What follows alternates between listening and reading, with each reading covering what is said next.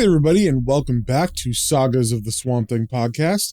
Today we are reading Swamp Thing issue number 22. But just a little catch up before we get into that.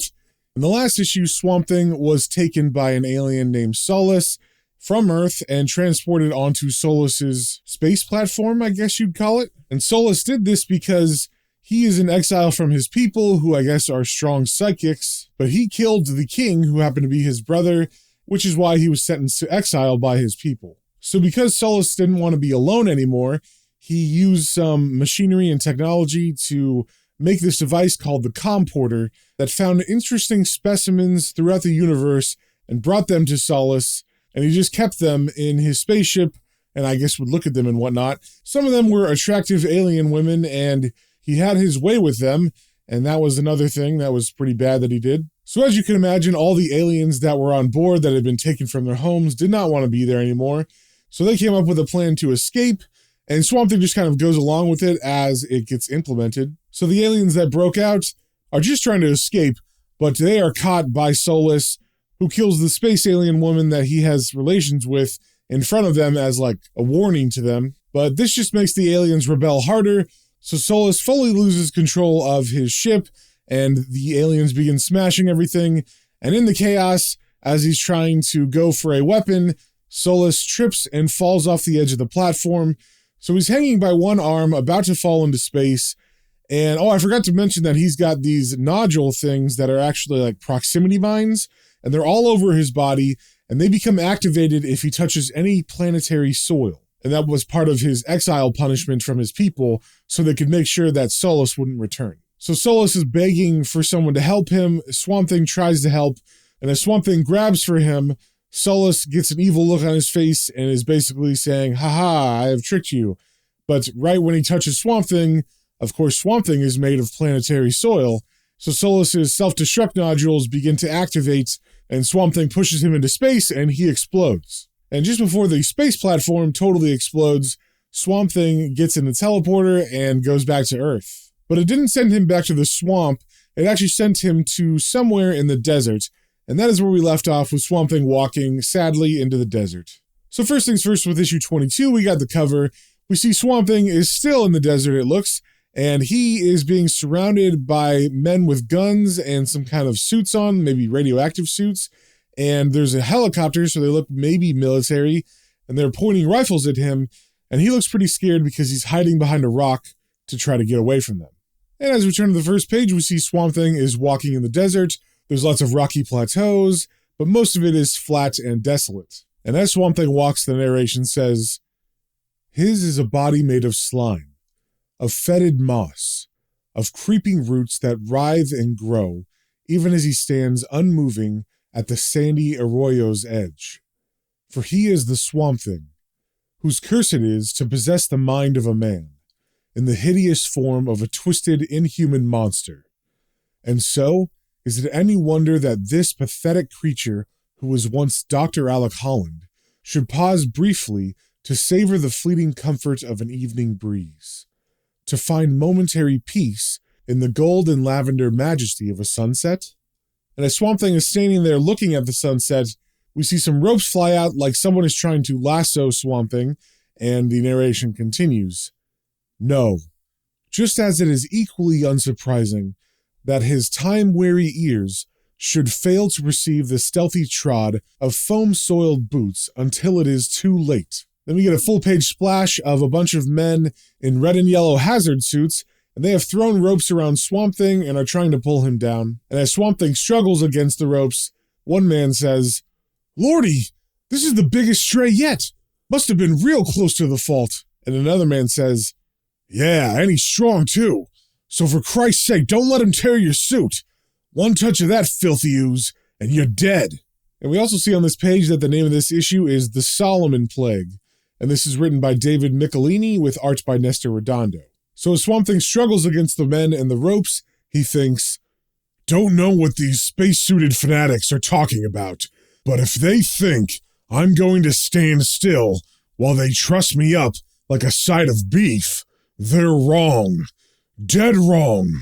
So Swamp Thing begins to flex and pull at the ropes, and they begin to snap, and one of the men that was holding the rope says, holy jeez, He's snapping 8-ply rope like it was ribbon. And then another of the men yells, Carson, quick, the electro mesh. But it seems like maybe they're not going to get it in time because Swamp Thing is out of the ropes and he's rushing towards the men. And as he's about to grab one, he thinks, why don't you just leave me alone? I don't want to hurt anyone, but there's just so much a man can take before. But his thoughts are cut off as a dome-shaped net goes on top of him, and he is unable to move, and it is actually connected by a helicopter above. And I'm assuming this is the electro net, and as we turn the page, that is confirmed because the helicopter pilot pushes a button and electricity begins to zap Swamp Thing. And they continue to zap him until he passes out, and his body is kind of left smoking on the ground as they remove the net. And then the same helicopter has little mechanical arms that pick up Swamp Thing, and they begin to fly away. And as they do, the narration says, the pungent reek of smoldering vegetation taints the air as the strangely garbed men return, untampered to their task, and long precision hooks extend to pluck a hulking, now still form from the grainy desert floor. And then purring, as if in obscene satisfaction, the sleek craft rises and begins a swift, hovering journey across the night-shadowed wastes. A journey that soon takes it to a towering, seemingly undistinguished wall of rock and beyond.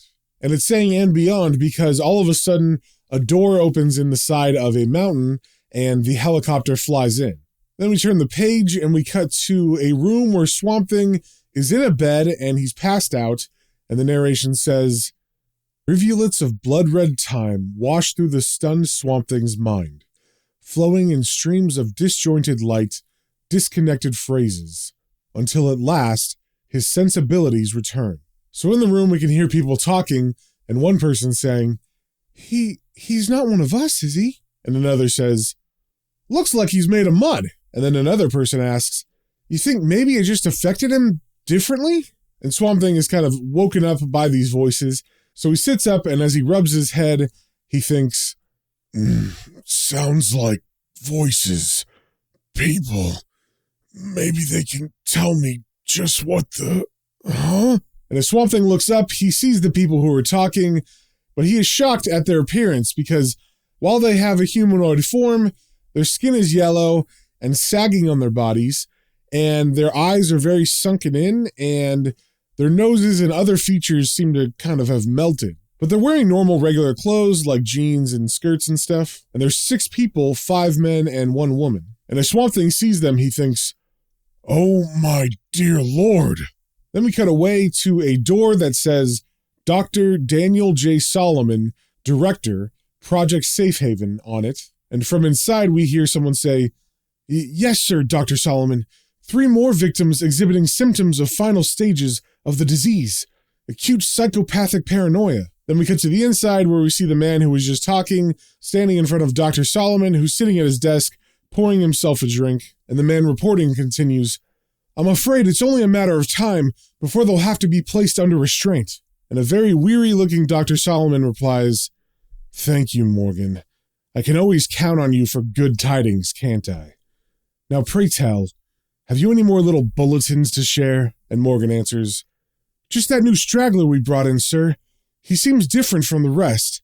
Could be a new strain. And Dr. Solomon picks up his full glass of whiskey, and he says sarcastically, well now, that does call for a celebration. Another feather in the cap of Dr. Daniel J. Solomon.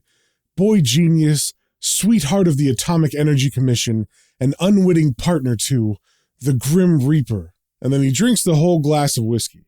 Then we come back to Swamp Thing in the same room, and he's still talking to the same people, and the narration says, but while the troubled Dr. Solomon pours himself another shaky drink, an equally shaky man-brute is receiving a most unexpected, and then the woman in the room says, welcome, my name's Kate, and you're among friends. But I guess you're confused, aren't you? We all were at first. Come on, I'll show you around. Maybe then you'll understand. So she takes Swamp Thing by the arm and begins to give him a tour of the facility they're in. And as they leave his room, the door opens into an open recreational space where we see a bar, pool tables, ping pong table, a restaurant kind of booth section, and a section for everybody to watch TV in. And all the people that are enjoying these recreations all have the same kind of skin disease or whatever's going on that the other people had when they first met Swamp Thing in his room. And we also see on one of the walls, there's a big glass area, and on the other side, we see what looks like some kind of machinery and laboratory, and there are people in white coats looking at all the people doing recreations, and they're taking notes. And so as Swamp Thing and Kate walk into this room, Kate says, "This is Safe Haven. Our part of it, at least. It was built for the survivors to keep us contained. Though heaven knows, looking like this, we'd have little place else to go, even if we had a choice. But it's not too bad once you get used to it.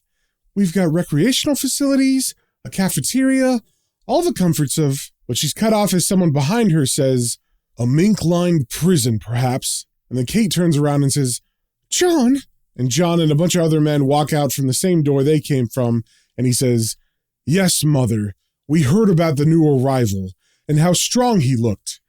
We figured he'd be prime material for our escape team. So what do you say, pal?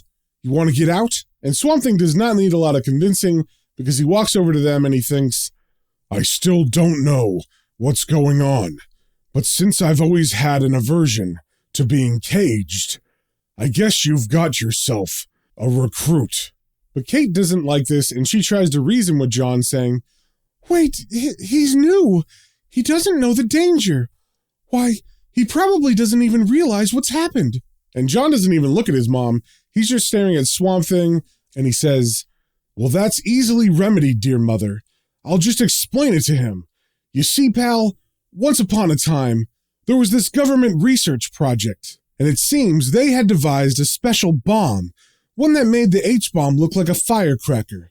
Only they didn't know if it would work, and there was just one way to find out. They figured there was maybe one chance in 1,000 that the explosion might break through their underground test site, but since they were eager to see how their new toy performed, they decided those odds were good enough. Only they hadn't counted on an uncharted fault in the surface strata, one that ran by a certain desert town." And as John is saying this, we are getting flashes of what happened. Basically, we're just seeing scientists make a bomb, then we're seeing it underground, then we're seeing the explosion, then we're seeing the fault line cracking and gases escaping, and then people being covered with that gas and breathing it in as their skin looks like it's turning yellow and deforming. And John's story continues. "And though the fallout was local and didn't last long, it was enough to turn the entire population, and anyone else in the area, judging from yourself, into a bunch of sideshow freaks. And so they herded us in here to keep their little mistake from the public." And then Kate cuts John off saying, "But you know that's not the whole story, John. That's not the real reason we're here. The government did make a mistake, a horrible mistake, but they also sent doctors in to try to help. Only no one could have foreseen the change." And as she says this, we get a panel of a man who's grabbing his throat like he's in pain or choking, and she continues her story saying, "For when our bodies began to deteriorate, our cells formed a new strain of virus, a terrible mutation that brought agonizing death to anyone coming into contact with us, so that if even one of us ever entered a surface city, we'd set off a plague from which the world might never recover." But John cuts in angrily, "So what? Those jackass politicians in Washington are playing with human lives, and the public has a right to know, even if it kills them." Then we cut to Dr. Solomon's office, and the narration says, "Time passes as the fevered argument at the core of Safe Haven dies down, unresolved, and soon, several levels above." Then we see a man enter Dr. Solomon's office and say, "Dr. Solomon, your wife is waiting in the conference room." And Dr. Solomon answers, "Thank you, Morgan." Then we see Dr. Solomon putting on a hazard suit. Then we see him walking towards a large metal door, kind of like something you'd see in a bank vault or maybe even like a submarine, where their doors have like round hatches. But above it, it says conference room. So as this is going on, we get some narration above him that says, "A look of almost unbearable sadness etches the grim scientist's features. Then a sadness that is shared by the slump-shouldered stride that takes him to the sealed and sterile conference room, and is mirrored in the doe-like eyes of the woman who awaits him there." And as Dr. Solomon gets in the room, we see a woman in shadow, so we can't really make her out, but she says to him, I'm glad you've come, Daniel. I'm afraid we have a little problem. And when she says problem, we see the woman is Kate, John's mother, so that means that Dr. Solomon is John's father. Then we cut to Swamp Thing, who's just walking around the recreation area, and the narration says, but problems are not merely confined to the upper levels of the teeming research complex. And as Swamp Thing is walking around the room, he's thinking, it's strange. After all the hatred I've seen, to find people who actually accept me for what I am. It should be so easy just to stay here, too. But his thoughts are cut off as someone says, there he is, boys. That's the new one. And Swamp Thing turns to see 3 of the scientist guys, but they're in hazard suits, of course. And the one in the middle says, now take it easy, friend. All we want is a few samples. You know, blood, skin cells, the usual stuff. And as the man says this, Swamp Thing thinks, guess I was fooling myself. I can't stay here. Then 2 of the men move quickly, and each one grabs an arm of Swamp Thing as they attempt to hold him still so they can take blood and skin samples. And as they grab him, Swamp Thing continues thinking, because they just find out that I don't have blood or skin, that it's the biorestorative formula I discovered that keeps me alive. And Swamp Thing kind of shrugs and is able to break free of the men's grasps, and then he turns the tables by grabbing them by the necks and picking them up off the ground. And as he does this, he continues thinking, and knowing the uses to which the military mind would put that discovery, I'm afraid that's one little secret I'm going to have to keep. Then Swamp Thing tosses the 2 men into the 3rd man, and they all crash to the ground, and the narration says, but for the moment, let us move from this display of awesome destruction to a scene of somewhat quieter violence, to the anguish of a man haunted by a ghost of his own creation. Then we come back to the conference room where Dr. Solomon and Kate are still talking, and she is reaching out and putting a hand on his shoulder, and he is still in his hazard suit, and she's saying, Daniel, it's John. He... But Dr. Solomon cuts her off saying, I know, Kate. It was my research that made the bomb possible. The government even named the blasted virus after me. Don't you think I know what's happening to my own son? And Kate answers, But after the insanity, he'll die. And then with a look of desperation on his face, Dr. Solomon says, Kate, the only reason I'm still like I am is because I was here when that bomb went off. Don't you think that if I could take the place of any one of you, that I'd do it? That I'd do anything? And then he drops to his knees and continues saying, but God help me, there's nothing I can do. There's nothing anyone can do. I'm sorry, Kate. I'm just so very. Then we turn the page and we cut back to Swamp Thing, who is still fighting all of these lab guys who are in containment suits, and he has one picked up above his head while some others are shooting at him with guns. And Swamp Thing thinks, sorry, Doc, but after seeing what's been done to all these people in here, I'm sure you'll understand if I don't go to great lengths to be gentle. And then he throws the scientist through one of the glass monitoring windows. We follow that scientist into that room, and as he lands on the floor, we see there's another scientist who just saw this, and he looks pretty alarmed. And I guess this guy's actually a guard because the narration says, while in a corridor nearby, a tense sentry observes the growing battle, wondering if this obvious state of emergency warrants the leaving of his assigned post. It's a problem he will not have to ponder long. So as the man's thinking about what to do, all of a sudden we see John and the other freedom fighter guys come up behind him and hit him in the head with a pipe, and John says, the time has come, my brothers. Only we know what must be done. We must save the world by destroying it. And then all his mutated followers begin to yell, save, destroy, save, destroy. Then we cut to Swamp Thing, who's still in the recreation area, and he did not think to follow through the window that he broke. He actually decides to go through the big door, and as he tears that off the hinges, he thinks, maybe if I can get away from the living area, I can find some way out of this madhouse. But as he comes into the room, he sees all the mutated people with John destroying all of the equipment in the observation room. And he comes upon all the mutated people chanting, and Swamp Thing thinks, good Lord.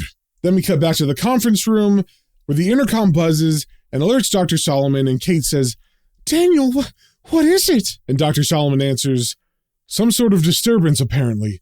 I have to go, darling. We'll finish our discussion later." Then we cut back to the control room where we see Swamp Thing is just walking through the room with all the mutated people destroying, and he sees John, the leader, bent over the security guard he knocked out, and he's getting keys, and Swamp Thing thinks, "That hot-headed kid, taking some sort of keys from a fallen guard. Better tag along and see what he's up to." So Swamp Thing kind of follows closely behind, but John does not know that Swamp Thing is there. He watches John get to a door that says, "For emergency only." And as John begins to try to open it, Swamp Thing thinks, "A door leading to the outside. He must have had this plan all along. But as much as I sympathize with these people, I can't let their plague spread to the surface. I can't allow..." But Swamp Thing is cut off as an explosion happens around him as John opens the door, and as the ceiling collapses around Swamp Thing, the narration says, "But what the moss-wet mockery can or cannot allow soon becomes academic, as the damaged machinery suddenly erupts, bringing down a part of weakened ceiling with it." And I think John just thinks that Swamp Thing was trying to go with him, because as the debris hits Swamp Thing is covered and passed out, and John looks at him and says, "Sorry I can't help you, friend, but one of us has to get out and..." But he's cut off as someone yells, "John!" And we see Dr. Solomon approaching with a rifle, and John says, "Father?" And Dr. Solomon replies, "For God's sake, son, don't do it. The virus has rotted your brain, blinded you to reality. Don't you see what will happen if you step out that door?" And John very angrily screams back, "Yes, Father, I do see. The world will learn. They'll realize the liberties their government has taken with their taxes, their trust, their lives, and maybe they'll do something about it." And Dr. Solomon tries to interject, but he's cut off by his son continuing saying, "No, Father. If 1,000,000 must die in that learning, then such is the price of truth. For the world must be saved. It is my responsibility." And then John turns away from his father and begins to walk out the door, and Dr. Solomon says, "No, son." And then he raises his rifle and takes aim and continues saying, "I'm afraid that responsibility is mine." And then he pulls the trigger and he shoots his son. And then he approaches the body very slowly, and the narration says, "Slowly, the muffled bark of gunfire echoes down the rubbled length of corridor, as a hulking, dust-shattered man-brute finally shrugs free of the mass of broken shards and shambles forward to join an equally broken man." So we see Swamp Thing regain consciousness, and then he stands up and walks over towards Dr. Solomon, and Solomon turns and sees him and says, I don't know what you are, but it's obvious you don't belong here. So go on, leave us. This hell isn't yours to suffer." And Swamp Thing doesn't say anything, he just takes Dr. Solomon up on his offer, and he walks out of the door, and as he does, the narration says, "For a moment, the Swamp Thing hesitates, and then, sensing the silent plea in the trembling man's eyes, turns and steps quickly through the burnished metal doorway, into the comforting dark of the desert night." And as Swamp Thing steps out into the desert, the metal door behind him slams shut and locks. Then we cut to the inside, and we see Dr. Solomon is sitting at a table in the laboratory that was destroyed, and we see Kate running up to him saying, "Daniel, what's happening? I've been looking all over for..." But she stops as Dr. Solomon turns towards her, and she sees that the visor on the containment suit is up and not locked in position, and she says, Your visor! Quickly, close it before..." And Dr. Solomon says, "No, Kate, it doesn't really matter now. You see, I've found a cure." And as Kate slowly walks to him, she says, "You what? But I thought the disease was..." And then Dr. Solomon stands and kind of finishes her sentence saying, "Terminal? Yes, that's what all the tests showed.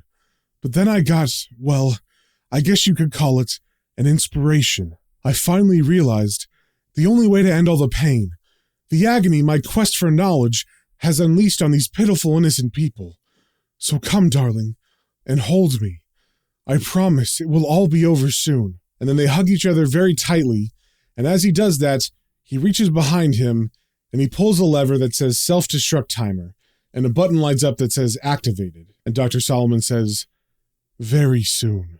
Then we cut back outside to Swamp Thing, who is walking away from the mountain, and the narration says, while on the surface, at the end of a long trail of slime-gelled sand, a muck-draped monstrosity pauses, turning to spend one last glance on a range of singularly inconspicuous mountains, just in time to see them become a most conspicuous valley. So just as Swamp Thing turns to look at them, the whole mountain explodes, and Swamp Thing is nearly blown off his feet. But as the dust settles, he's just staring at where the mountain used to be, and the narration says, for long seconds he stands there, grimly staring at the thick smoke and skittering debris, remembering the soft glow of friendship and acceptance that had so recently been his. And in that remembering, a decision is made. Then we see him turn and walk into the desert, and the narration continues saying, so that as he returns to his shambling stride once more, there was an unfamiliar sureness in his step, because now, for the first time in more months than he would care to recall, the Swamp Thing has someplace to go. Then we turn the page and we cut from Swamp Thing walking in the desert to Swamp Thing walking through a bunch of trees, but it doesn't look like the swamp, it looks more like a mountainous area, and the narration says, Addendum. Days later in the scenic Blue Mountains of northeastern Oregon, and as Swamp Thing walks through the trees, he thinks, it's been a long trek, but I'm almost there. I only hope that after all these years, nothing has happened to... But his thoughts are cut off as he moves some brush aside and he sees a cabin in the distance, and the narration says, and then root-gnarled hands part a final row of needle-green branches, and a chill that is more than the mountain air quivers the Swamp Thing's moss-caked form. And as Swamp Thing sees the cabin, he thinks, well, it's still there, just like I remember. Hasn't changed a bit since the day I swore I'd never come back. Ironic that a place I loathe might now hold my last chance of ever being human again. Well, I guess there's nothing to do but go through with it and find out if Thomas Wolfe was right when he said, you can never go home again. And as Swamp Thing walks up a path to the cabin, he passes a mailbox that has the name Holland on it. And that, my friends, is the end of the issue. So if you guys have any comments, questions, or suggestions, you can email me at planestrains and comicbooks, all one word, at gmail.com. And remember, until next time, stay swampy.